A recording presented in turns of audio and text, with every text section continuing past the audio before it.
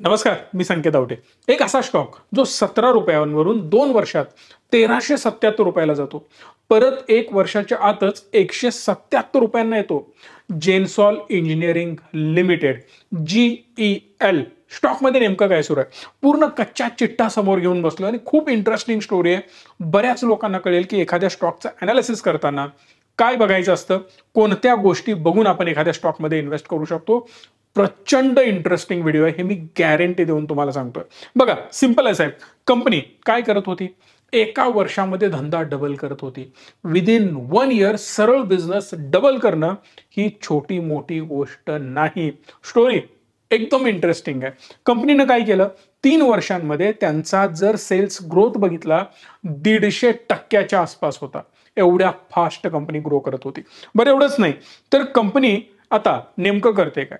तर पहिली आणि महत्वाची गोष्ट, सोलर बिझनेसमध्ये काम करते. आता मल्टिपल कामं असतात यामध्ये. इंजिनिअरिंग असतं, स्केलिंग असतं, एक्झिक्युशन असतं, सगळ्याच गोष्टी करते.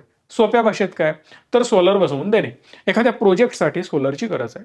इमॅजिन करा, रिचमीला मला खूप मोठं बनवायचं आहे आणि यासाठी सोलार प्लांट उभा करायचा आहे. तर कंपनी एकदम स्क्रॅच पासून काम करते. म्हणजे काय? तिथं प्रॉपर प्लॅन बनवणं, त्याला एक्झिक्यूट करणं, प्रोक्युरमेंट करणं म्हणजेच खरेदी करणं, तो सेटअप करणं आणि त्याला सर्व्हिस प्रोव्हाइड करणं. एकदम जबरदस्त बिझनेस आहे. पण दुसरा महत्वाचा बिझनेस, ईव्हीला लीजवर प्रोव्हाइड करते. म्हणजे काय?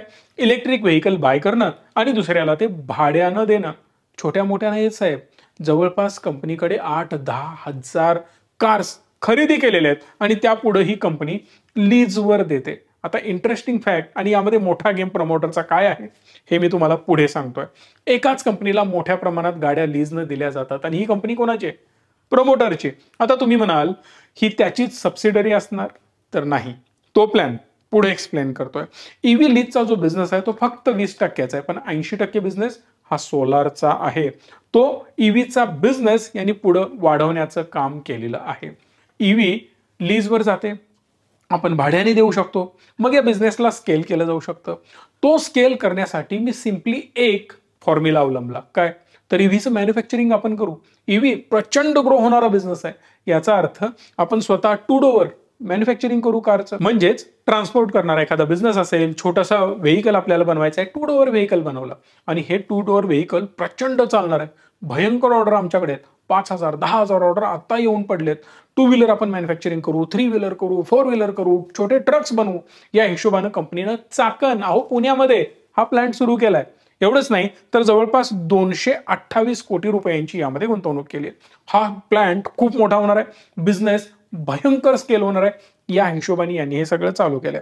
बरं, आता हे पुढं किती ऑर्डर आहे त्यांच्याकडे? जवळपास 5,025 कोटी रुपयांच्या ऑर्डर यांच्याकडे पडलेत असं कंपनीचं म्हणणं आहे.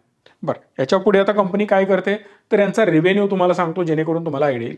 2020 मध्ये 81 कोटी रुपयाचा रेव्हेन्यू होता.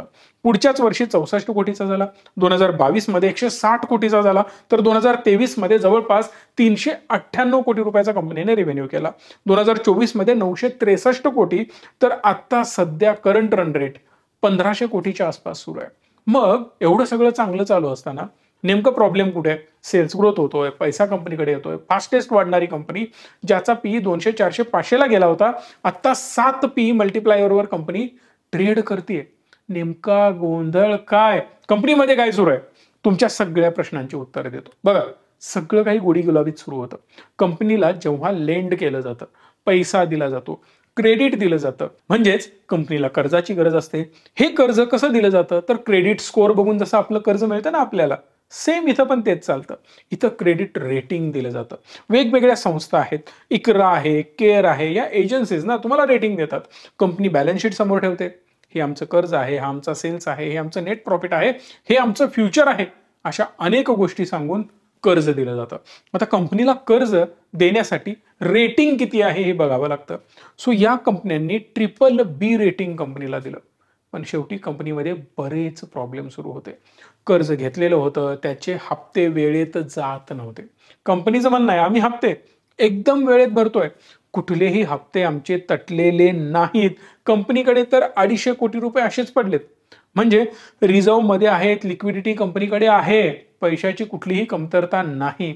पण जेव्हा लेंडर बरोबर कंपनी बोलते, रेटिंग एजन्सीज लेंडर बरोबर कम्युनिकेशन करते, तेव्हा समजतं यांचे हप्ते वेळेत येत नाहीयेत. हे समजल्यानंतर रेटिंग एजन्सींनी डायरेक्ट त्यांचं डाऊनग्रेड रेटिंग करायला सुरुवात केली आणि BBB ट्रिपल बी वरून यांचं रेटिंग डी वर आलं. 8 लेवल रेटिंग खाली घेऊन आले. रेटिंग घसरलं ना, गडबड सुरू होते. आणि त्यातच गोंधळ काय होतो माहिती आहे काय, लेंडिंगचा बिझनेस कसा आहे हे समजून घेणं गरजेचं आहे. लेंडिंग असं चालतं की प्रमोटर आपले स्टॉक प्लेज करू शकतो. जर माझी कंपनी आहे, माझे स्टॉक्स आहेत, मी कंपनीकडे प्लेज करणार आणि कर्ज उचलणार.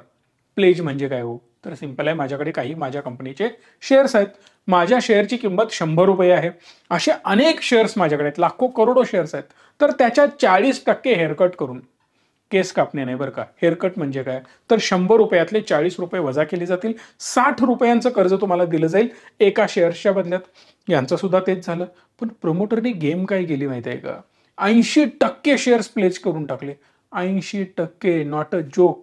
ज्या वेळेला तुम्ही आपले शेअर्स प्लेज करता तेव्हा तुम्हाला तुमच्या शेअरची व्हॅल्यू मेंटेन ठेवणं गरजेचं आहे.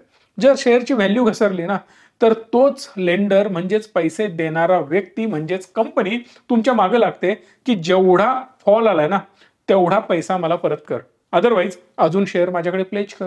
सिंपल लॉजिक आहे.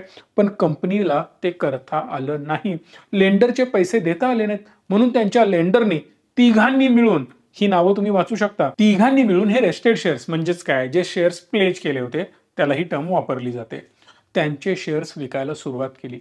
1-2 शेअर्स नाही, काही हजार शेअर्स नाही साहेब, लाखो शेअर्स विकले गेले. जवळपास 6.96% शेअर्स विकले गेले. आता 6.96% शेअर जेव्हा विकले जातात ना, स्टॉकला धडाधड गळती लागायला चालू होते, कारण ओपन मार्केटमध्ये बरेच शेअर विकले गेले. डायरेक्ट कंपनी ढासळायला सुरू झाली, स्टॉक पडतोय. अजून लेंडर जागा झाला. 81% शेअर्स ऑलरेडी प्रमोटरनी प्लेज केले होते. याचा अर्थ बाकीचे लेंडर पण उठून बसले. आता नेमकं करायचं काय, जो स्टॉक ऑलरेडी होता 1377 रुपयांना, तो आदळत आदळत आदळत जवळपास 1000 रुपयांना आला, अजून खाली जाऊ लागला. पण प्रमोटरचं काय, खरं नव्हतं. कंपनीचं म्हणणं हे होतं की 3000 गाड्या मी विकून टाकतो आणि यातनं 315 कोटी रुपये उभं करतो आणि तुम्हाला तुमचे पैसे परत करतो. पण कंपनीनं आणि परत विचार केला, रेफेक्स नावाच्या कंपनी बरोबर डील केली, तुम्ही या गाड्या घेऊन टाका आणि हे कर्ज तुमच्या डोक्यावर घेऊन टाका. हे डील झालंय, आता काहीच प्रॉब्लेम नाही. न्यूज तर आली, पण नंतर कंपनीनं डायरेक्टली सांगितलं हे सगळं कॅन्सल झालंय, आमची जी टर्म होती ना, आमच्या वेळेमध्ये कंप्लीट होणार नव्हतं हे सगळं आणि आम्हाला पैसे वेळेत मिळणार नव्हते, म्हणून आम्ही हे कॅन्सल केलं. गोडी गुलाबीनं आमचं हे असं झालं सांगण्याचा प्रयत्न केला, पण ही न्यूज मात्र खूप मोठी निगेटिव्ह न्यूज होती आणि याच निगेटिव्ह न्यूजने कंपनीवर शेवटचा ठोका टाकला आणि लोअरवर लोअर सर्किट लागायला लागले. आता प्रत्येक लेंडर उठून बसला, माझे पैसे मला परत कर. कारण जेव्हा 1300-1400 रुपयांचा स्टॉक 300 रुपयाला येतो, 250 रुपयाला येतो, आता तर जवळपास 150च्या जवळ आलाय आणि लोअर सर्किट थांबायचं नाव घेत नाहीये. आता त्यातच गोंधळ असा झाला की राजेश जैन जे यांचे डायरेक्टर होते त्यांनी सांगितलं आणि रिझाईन दिलं. बरेच रिझाईन कसे होतात की माझ्या पर्सनल रिझनमुळे, मी दुसरीकडे अपॉर्च्युनिटी मिळते म्हणून जातोय. पण यांनी सांगितलं की मी ती पोस्ट सांभाळण्याच्याच काबिल नाहीये. बऱ्याच गोष्टी त्यांनी त्यामध्ये लिहिल्या. आता हे सगळं मी इथं बोलत बसत नाही, व्हिडिओ मोठा होईल. आणि त्यांनी यामधून डायरेक्ट माघार घेतली. स्टॉकमधून अजून गोंधळ दिसायला लागला. परत दुसरा डायरेक्टर अपॉइंट झाला. हा सगळा गोंधळ मॅनेजमेंटमध्ये, सावळा गोंधळ जो सुरू होता सगळ्यांच्या डोळ्यात खुपत होता. आणि त्याच्याच पुढे अजून एक गेम मी तुम्हाला सांगतो. ब्लू स्मार्ट नावाची कंपनी आहे, ज्या कंपनीला हेवी कार्स लेंड केल्या गेल्या. कारचा आकडा ऐकायचा आहे, 8300 EVs यांना लीजवर देण्यात आल्या. म्हणजेच टोटल जेवढ्या यांच्या कार्स आहेत ना, त्यातल्या 75% कार ब्लू स्मार्ट या कंपनीला देण्यात आलेल्या आहेत. आता हे ब्लू स्मार्ट कंपनीला देण्यात आलं, मग तुम्हाला काय होत आहे, कंपनीच आहे ना, एका कंपनी बरोबर जास्त रेव्हेन्यू जनरेट करते, जाऊ दे त्यांना, काहीच प्रॉब्लेम नाही आहे. पण ही कंपनी कोणाची आहे माहिती आहे, प्रमोटरची. प्रमोटरचं नाव आहे अनमोल सिंग जग्गी. हो, आता तुम्ही म्हणाला हो प्रमोटरचीच कंपनी आहे. ओला कंपनीचंच उदाहरण घ्या ना, बाकी सगळ्या कंपन्या सोडून द्या. ओला कंपनीच्या प्रमोटरनीच एक स्वतःची AI रिलेटेड कंपनी बनवलेली आहे. ही कंपनी प्युअरली AI मध्ये काम करते. नाव आता तुम्ही मला कमेंट बॉक्समध्ये सांगायचंय, बघूया किती लोकांना माहिती आहे. प्युअर इंडियन टिपिकल नाव म्हणू शकता किंवा संस्कृत वर्ड आहे तो. त्यामुळे बघूया किती लोकांना माहिती आहे. कमेंट बॉक्समध्ये तुम्ही मला सांगा की स्वतःची पर्सनल त्याची कंपनी आहे. ओलाशी त्याचा काहीच संबंध नाही. इथं पण तेच झालं. जग्गी साहेबांनी स्वतःची पर्सनल कंपनी सुरू केली आहे. आता बघा, कार्स कोण बाय करणार? जेनसॉल बाय करणार. स्वतःच्या खिशातले पैसे घालून एवढं मोठं असेट बाय करणार. आता 10-10 लाख, 15 लाख, 20-20 लाखाच्या या कार्स आहेत. ॲव्हरेज आपण 12-13 लाख रुपये आपण पकडून चालू. टिगॉर वगैरे यांनी टाटाच्या बाय केलेल्या आहेत. ही कंपनी बाय करणार आणि या ब्ल्यू स्मार्टला लीजवर देणार. ब्ल्यू स्मार्ट एकदम ॲसेट लाईट मोडवर चाललाय. यांना काही खर्चच नाही ना. यांच्याकडून भाड्याने घ्यायच्या, त्या पुढे द्यायच्या, त्यातून कमिशन कमवायचं, उरलेलं यांना देऊन टाकायचं. सिंपल लॉजिकवरती कंपनी काम करत आहे. बट कमिशन मेजरली यांनाच मिळत आहे. आणि हा पैसा कोणाच्या घरी जातो? जग्गी साहेबांच्या जातो. बरं, याच्या पुढे महत्वाची गोष्ट, केअरनी अजून इकरानी यांचं रेटिंग डाऊन केलं. कोणाचं?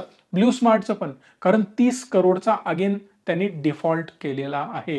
म्हणजे दोनही कंपन्या गोत्यात आलेल्या मराठी भाषेमध्ये मला दिसत आहेत. पण याचा अर्थ ही कंपनी खराब आहे, सगळंच संपलंय, तुम्ही बाहेर पडा किंवा खाली आले म्हणून बाय करा, असं माझं कुठलंही म्हणणं नाही. हे जे काही मी तुम्हाला सांगतोय हे फक्त एज्युकेशन पर्पजसाठी सांगतोय. कुठल्याही प्रकारचं मी बाईंग सेलिंगचं रिकमेंडेशन देत नाहीये. अजून एक पुढचा गेम सांगतो. FIIs मध्ये जाऊन एकदा चेक करा. Zenith multi trading DMCC Harishankar तिब्रेवालाची ही कंपनी आहे. आता तुम्ही म्हणाल काय प्रॉब्लेम आहे? FIIs असेलच. हरिशंकर तिब्रेवाला नाव जरा आपल्याला इंडियन वाटत नाही का? मग FII कसा झाला? पण एक गेम तुम्हाला सांगतो यामध्ये काय आहे. ही जी इन्व्हेस्टमेंट आहे ही महादेव ॲप रिलेटेड ही कंपनी स्कॅम मध्ये फसलेली आहे. हरिशंकर तिब्रेवाला हा तो महादेव ॲप जो खूप मोठा सावळा गोंधळ झालाय ना त्यामधलाच आहे. बरं, मग पुढे काय झालं? तर हे शेअर्स ईडीने ऑलरेडी सीज केलेले आहेत. तुम्ही जर बघाल ना, इथे होल्डिंग कमी झालंय आणि परत ते खाली गव्हर्नमेंटकडे गेलेलं दिसतं जेव्हा तुम्ही शेअर होल्डिंगमध्ये बघता. आणि हा सगळा गोंधळ या कंपनीवर अनेक रेड फ्लॅग्स निर्माण करतो. त्यामुळे कुठल्याही कंपनीमध्ये गुंतवणूक करताना खूप जास्त बारकाईने या गोष्टी बघणं गरजेचं आहे. अदरवाईज ना मल्टीबॅगर कंपन्या शोधण्याच्या नादात आपली फसवणूक होते. सो मोठे स्टॉक चांगले निवडा जे वेल सेटल्ड आहेत आणि शक्यतो कॉंग्लोमरेट प्रमोटर जर असेल तर आपण थोडंसं रिलॅक्स राहू शकतो. तुम्हाला आमची कुठलीही मदत लागेल तर या नंबरला कॉल करा. डिस्क्रिप्शनमध्ये नंबर आहे. जर तुम्हाला काहीही आमच्याशी बोलायचं असेल तर त्या नंबरला कॉल करून बोलू शकता. या व्हिडिओला लाईक, शेअर आणि चॅनलला सबस्क्राईब हक्कानी करा. धन्यवाद. Stay tune and stay positive.